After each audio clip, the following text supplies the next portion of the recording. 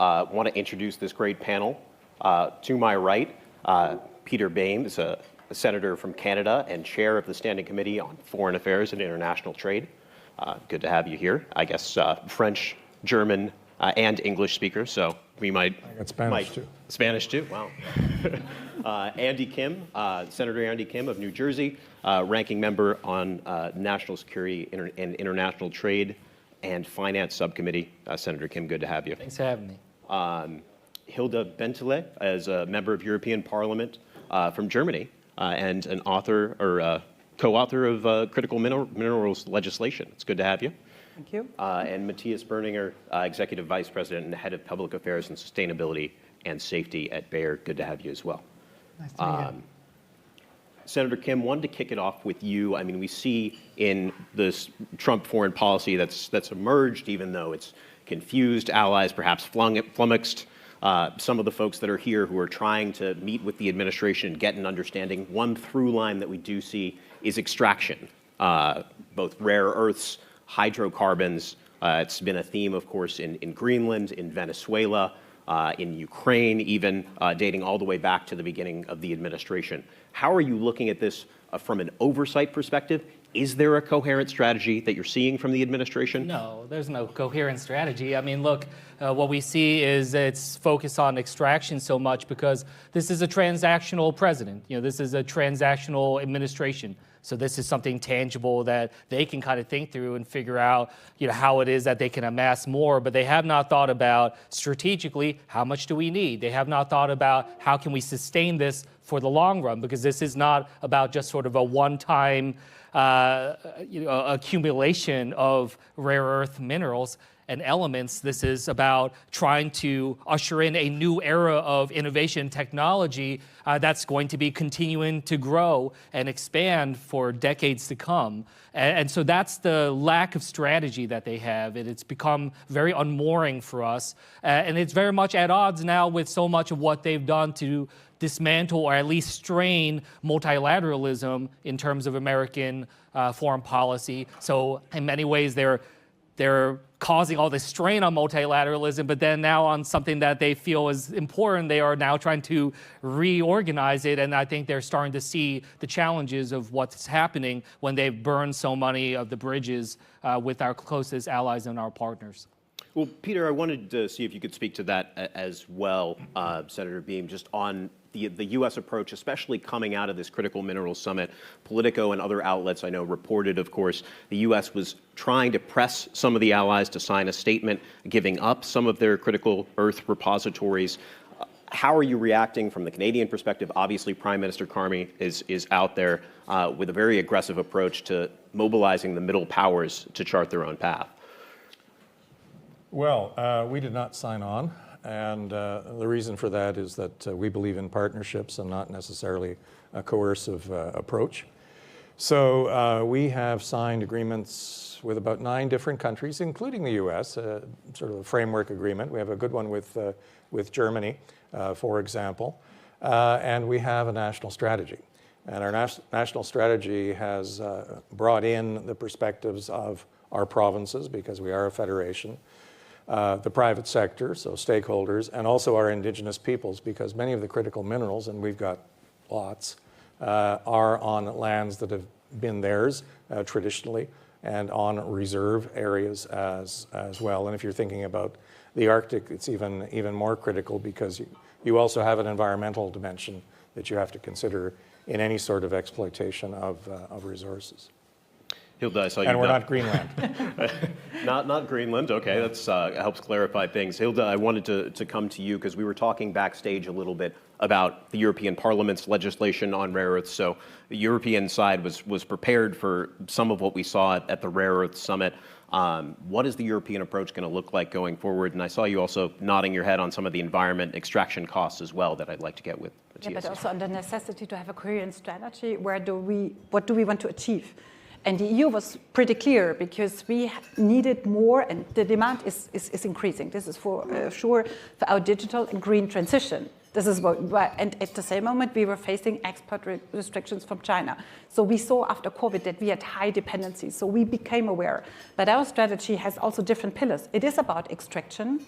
And we say even in Europe, we start mining extractions to come up with at least 10% of our consumption, just to be credible, on the global stage, because mining affects, the nature and the people. So, but we cannot outsource this. I think that was one pillar. The second pillar is partnerships, because we know, and I see our Commissioner Sikela here, who is very active on critical raw materials partnerships, that we have to have partnerships because 90% will still be imported. But we want to do partnerships on mutual interest and not on,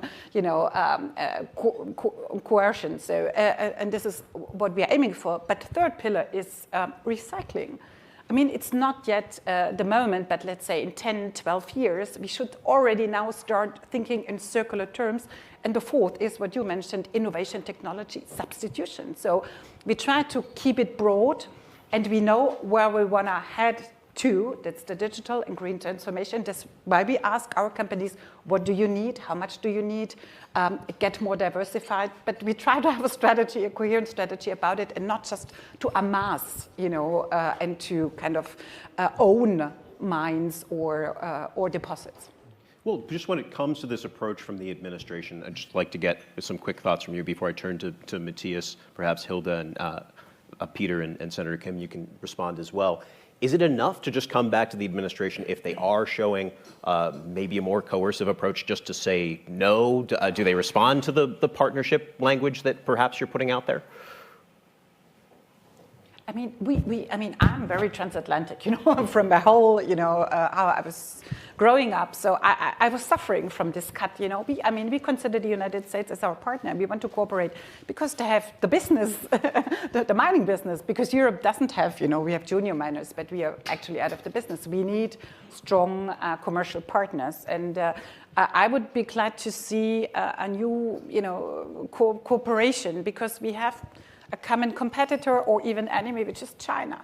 But we are not going for, Europe cannot go for Chinese free supply chains as the United States is doing. We cannot do it on our own. But if we teamed up with the United States at a, let's say, at a cooperation level, it's still interesting. And we have a new aspect, which is defense, which was not on the agenda when we started the Critical Raw Materials Act, but we are very much aware if we want to build up our defense industry, we will have even higher demand. Our NATO plans are there. So in this regard, we have, again, similar challenges as the United States. So I see room for cooperation, but we need a spirit for cooperation. Yeah. Senator Kim, just real fast before I turn to Matthias, how do you sort of rack and stack the allies that could create a potential coalition to counter China? And do you need to reassure the messaging as part of your visit here? Is that part of what the CODEL is doing after the whole kerfluffle we've had with Greenland, with so many shocks to the alliance this year? Yeah, I mean, look, absolutely. I hope it's loud and clear that this administration doesn't speak for all of us in America. And I think that there is a bipartisan coalition that is very upset and frustrated at where this foreign policy has gone, or the lack thereof of foreign policy has gone. I worked as a State Department officer. I lived and worked on a NATO military base in Afghanistan. I have deep respect for the Transatlantic Alliance. And look, I'm one of the young ones in the Senate. I'll be a senator far long after this president is no longer in the Oval Office. And I feel committed to making sure that we are pushing forward in building and rebuilding trust, because I know it's at an all-time low, at least certainly in recent times. What I keep hearing from people is just this question: is America a reliable partner? And we all know the answer to that, which is right now, no. And we need to be able to confront that and recognize what we need to be able to rebuild.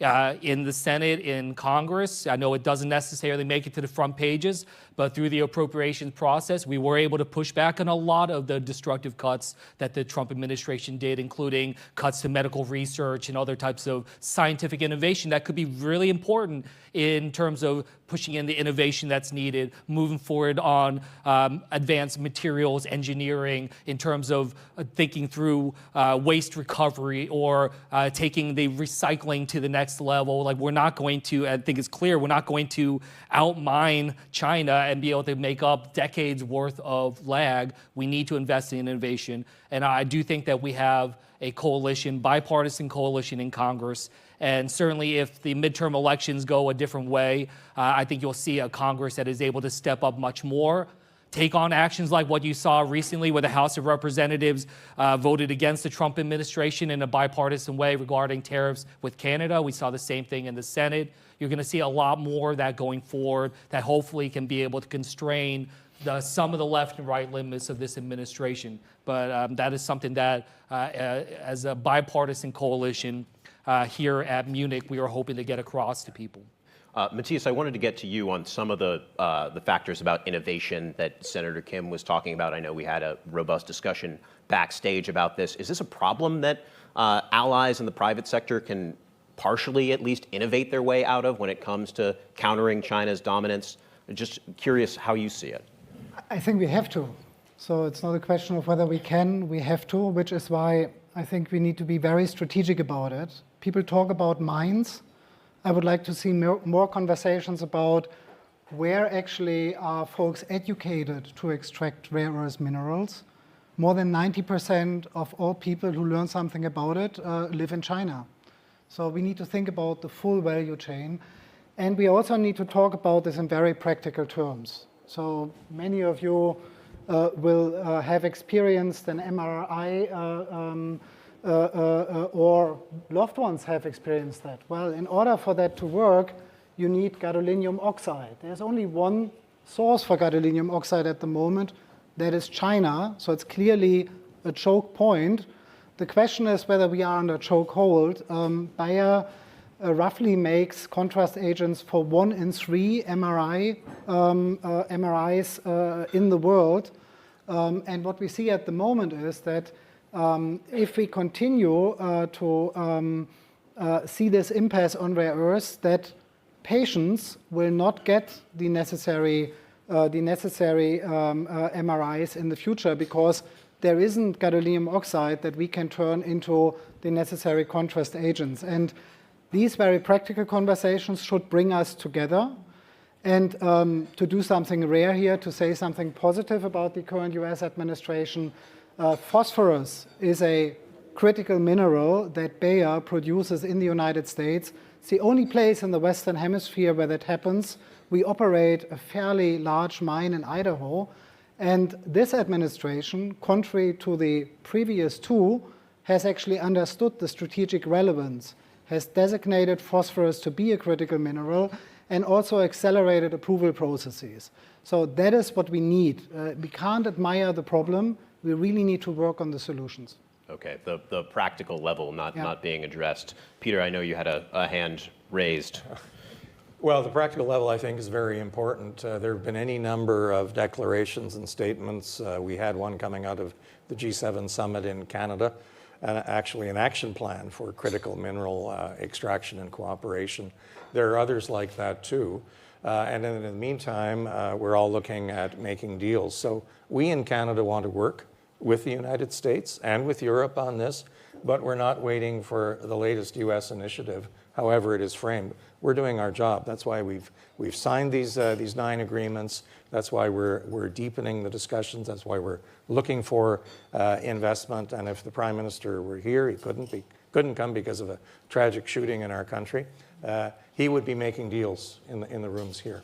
I know that. So we're moving ahead, and sort of singular one-off initiatives from the U.S. will listen, but it's very hard to develop a high trust level right now.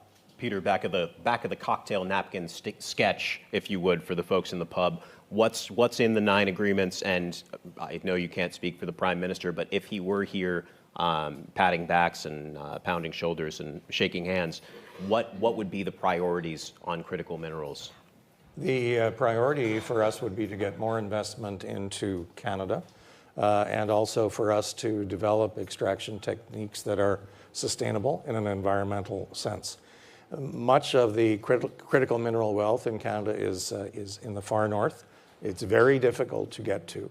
And you can't just say one day over the other we're going to extract. You have to look at market forces. You have to look at transportation links. Some of that is getting easier, unfortunately, with global warming. The Arctic is more passable now by sea. So there's a lot of that that is going on. And I mentioned it earlier, our people of the North count for something too, and their views have to be considered. If I may, one of the things business has done wrong in the past is they followed a just-in-time mindset, which allowed the Chinese to outcompete every attempt to diversify the supply chain. So one of our responsibilities is to also explain to the markets that we need to move in a just-in-case mindset, and we need to be willing to reliably pay more in order for this to work. So that's a contribution on the industry side that needs to be well understood. Otherwise, as Peter mentioned, these projects will be suffocated by dumping attempts that will be fairly easy given the current market conditions. So is that stockpiling? Sorry, I'll want to get you in, Senator Kim, but what I think it's long-term reliable contracts that may be more costly than trusting that the market, in this case mainly Chinese supplier, would satisfy our needs. Please jump in. And making that, I appreciate what you were just saying there, because making that type of turn and thinking longer term and sustainable and strategic, that gets to this question of what is it that government can do that no one else can do? What is the role here in terms of being able to shape that? And I think, thinking about our roles in terms of being able to reassure markets, to give markets space to be able to grow. And I'm so glad that you raised the importance of talent. It's not just about the technologies, it's about building that up. When we're looking at potential biotech supplementing, or if we look at some of the advanced extractive methods, or just the know-how and the knowledge. And that's something that, again, when we're looking at partnership agreements, when we're looking at ways to be able to work together multilaterally, it's not just about who's going to be mining which rare earth element. It's like who can be a part of these different scientific innovation investments. How can we do it? So all of us, we don't have to reinvent the wheel. We don't all have to be thinking about, dividing up and recognizing how to be able to do more when it comes to advanced recycling. Which again, a lot of that is recycled in China. We need to be thinking about how to do it in our own countries. But those are the types of things that I think would take this conversation further and allow it to be building out in a way that can really meet the moment. Hilda, please jump in. I would just underline it, because we are dealing with a completely distorted market, a monopolistic market. So we have to think, it's not very German and European, but we have to think about interventions into the market together with our friends. Because, even the Americans talking about price floors, standards, that's what you were mentioning, just that we create a level playing field, which is not there anymore, because because China is not playing according to the rules at all. So we have to come together, sit together. What's important for us. I know the Australians are super interested, Canadians, Europeans, because we share the same values, the same interest. But if I point to the discussions from yesterday, Europe, we talk about local content. How much should it cost? How much should we use the sources, the minerals which are sourced sustainably, because they will be more costly. But they will be less costly on a long-term basis. And we have to bring our industry leaders, and they're not yet there, I have to say it, I agree with you, to think in long terms and to pay the prime for resilience, for stability, for resilience, for security, and also for standards. We have to come up with this discussion. Yeah, well, everyone keep jumping in. I like that we're flowing through the conversation. But Peter, Senator Beam, wanted to turn to you just on, and kind of the whole panel actually, on the tariff environment that we've been seeing that the Trump administration has taken towards allies internationally. How has this impacted the ability to form a coalition around rare earths? We may be a few weeks from the Supreme Court knocking down these tariffs, but we're still in a tariff environment at this point. Well, I mentioned the trust factor before, and I think that's very important for us. The tariff damage has not been too serious because most of our trade with the United States falls under, we call it the CUSMA, because Canada has to come first, but it's the USMCA. And as it is with Mexico. So most of that is untouched. Where we are suffering is on steel and on aluminum. 60% of the aluminum used in the United States for manufacturing comes from Canada, yet it's being tariffed. So that's a big hit on U.S. manufacturers as well. So we're feeling the pain, particularly in the auto sector, because it is the stated view of the administration to move all automobile building into the U.S. Good luck doing it, but we've lost thousands of people have lost jobs in Canada, and this goes back to an auto pact agreement back to the 1960s, actually. So that is serious. We're in the phase now where the comments have come in from stakeholders in all three countries in terms of what a revised trade agreement would look like. Now, whether we go into full-blown negotiations on an entirely new agreement or just focus on the areas of greatest interest for each country, which is sector-specific, which is the intelligent thing to do, I don't know. And I do recall President Trump saying in 2019 when he signed the agreement that it was the best trade agreement in the history of the world. So we'll see what it looks like now. Senator Kim, what do you see as the path forward here after the 50-plus nation meeting? Should that group meet again? Is that a structure that should continue to exist?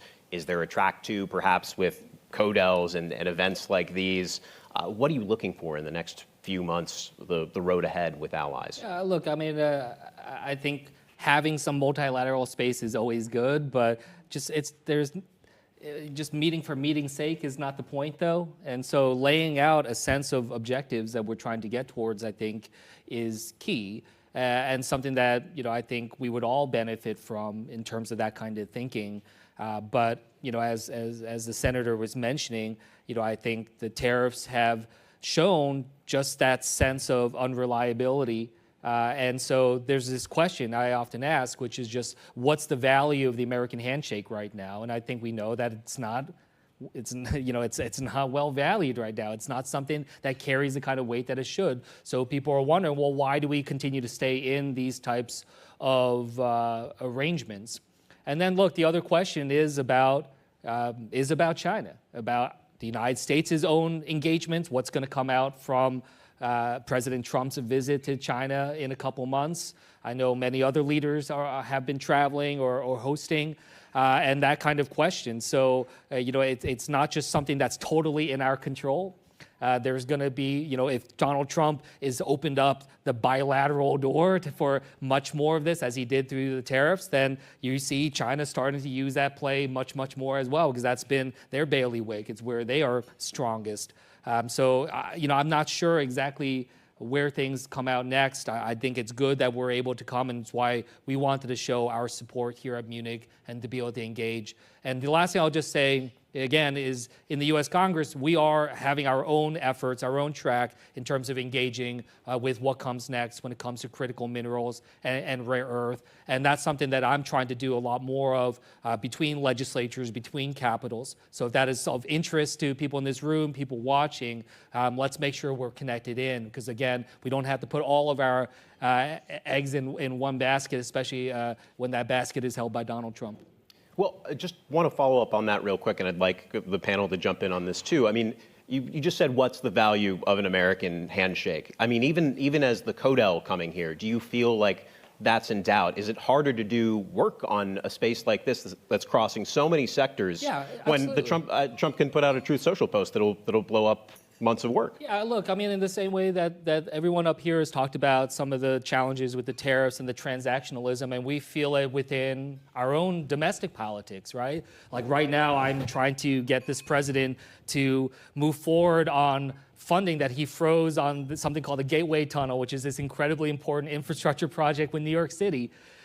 This is something that we appropriated funds through Congress, and he is illegally holding the money. So and then now wants to put his name on Penn Station, right? Like, you're dealing with the Gordie Howe Bridge. We are experiencing some of this extortion, transactionalism ourselves. I mean, it's sad to say, but we do not have three functioning branches of government right now in the U.S. in the U.S. government. we have one branch of government that's trying to dominate the other two. So I understand the skepticism and the concerns that people have about what it is that we can do. But I am somebody who, came in 2018 into Congress, helped flip the House of Representatives, and we saw what we could do to try to add checks and balances back in. Did it solve everything? No. Are the problems that we're facing in America long-term, even beyond just one president? Absolutely. But we are going to fight hard and to be able to continue to push forward. And we are stronger if we're able to work with partners around not just the Transatlantic Alliance, but more broadly to be able to push that. Hilda, do you agree with that assessment? I mean, are you dealing with that type of environment? I'm as Senator Kim, I'm a diplomat, so we always, we look at the long term. And I trust in this regard industry, because industry, to do investments in the mining sector, you need to have you look into a period of 10, 20, 30 years. And you have seen this with Venezuela. It was interesting to see that the U.S. oil industry was not so keen to immediately invest into Venezuela because they said, well, it's not a stable, environment, political environment, and it's the same for the mining industry. So I look into business. If there's handshake in business on mining projects, I would trust more actually than on the political side, because they come up with declarations and shows and whatever. But you have to look, what are the real deals? Where is the industry investing? And I look at that, and I see that they take into consideration long-term stability standards. The public acceptance also, because I just saw it in Serbia. The big Rio Tinto project was blown off because it was not, stable enough. So I trust more the business sector actually in this regard than the political side. So we will overcome this shaking American handshake and go further. That's Matthias, what I think. We'll get you in a sec, Senator. Matthias, quickly, are you finding that you're more trusted than government when it comes to some of these issues, that the governments are coming directly to you for deals? I do believe that, generally speaking, with the end of the globalization and the beginning of the next Cold War, and I think that's how we need to look at the world, that companies that are systemically relevant have more weight in the conversations. So a European company that is emblematic for that is ASML in the chip production. So that's certainly the case. But I think we all have a responsibility. So the American handshake, I think, is still worth a lot. And if we continue to debate amongst each other and kind of go too much into strategies that, for example, use bazookas to try to shoot true social posts, we are in the wrong game here, and we can hand out popcorn in Beijing, and people will just watch and see what's going on. There is a company south of here, Wacker Chemistry, that 10 years ago was the undisputed leader in producing silicon wafers. They are now number 8. The 7 other companies in the space are all Chinese. So when we learn from China, we will realize by working together, government and industry, we can reduce the pressure of some of those choke points, and we can also strengthen where we have choke points. And that will lead to a world of mutually assured disruption, because it's completely unrealistic that we will decouple all these industries and build completely parallel value streams without putting inflation into numbers that none of us will want to explain to consumers or voters. So my plea is, let's really look strategically at that, and let's look behind the day-to-day bickering. We need to come together on that. It's not industry or the political space. It needs to be a much smarter combination of both. Senator Kim, very quickly, any last words? I agree wholeheartedly with a lot of the comments that are here. And in that front, like I said, in Congress, whether it's through the Chips and Science Act or what we were doing on renewable energy and the Inflation Reduction Act, we see a greater level of willingness in a bipartisan way to engage in some type of industrial policy that hopefully can be thinking about how we can supercharge the investment, work with the private sector, and I think that it gives us something to think through in terms of what comes next. Well, thanks so much to this panel for a wonderful discussion. Really appreciate your time. We'll have a break in the program here at the pub, but please join us later for Senators Lindsey Graham and Mark Kelly. And thank you so much, everyone, for being here. Appreciate it.